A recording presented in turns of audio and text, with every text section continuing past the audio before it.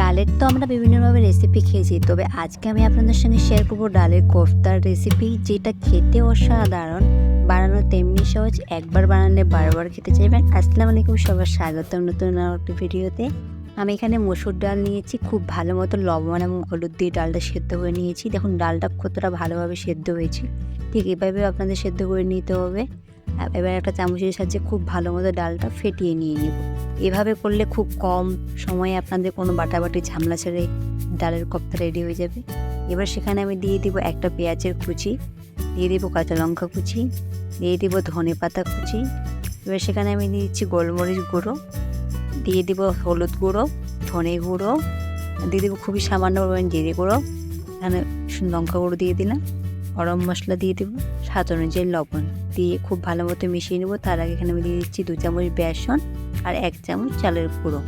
খুব ভালো মতো সমস্ত কিছু মিশিয়ে নিয়ে নিচ্ছি।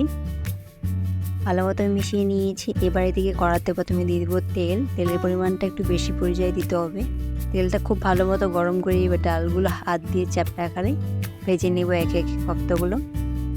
গ্যাসের ফ্লেমটা আমি মিডিয়াম টু হাই রেখে প্রথমে কোফতাগুলো দিচ্ছি, তারপরে সব দেওয়ার পরে লো থেকে একদম মিডিয়াম আঁচে ভেজে নিয়ে নেব। উল্টে পাল্টে এদিক ওদিক করে ভেজে নিতে হবে কিছুক্ষণ সময় নিয়ে।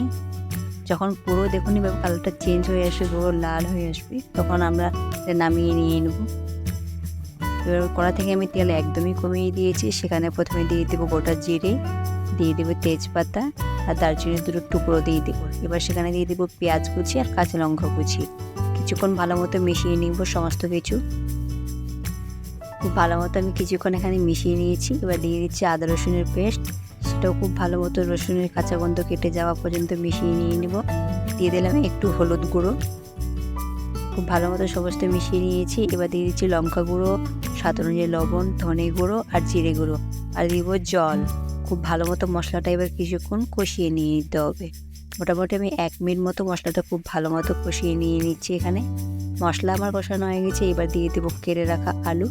আমি আলুগুলো খুব ভালো মতো ছোটো ছোটো টুকরো করে কেটে নিয়েছি। আপনারা আপনাদের পরিবার অনুযায়ী কেটে নেবেন এবং আলুর সাইজটা বুঝে নেবেন।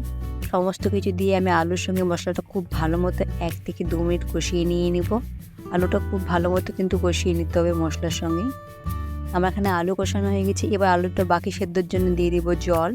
একটু জল দিয়ে এবার ঢাকনা দিয়ে মোটামুটি 1 মিনিট মতো আলুটা আমি আরও সেদ্ধ করে নিয়ে নেব।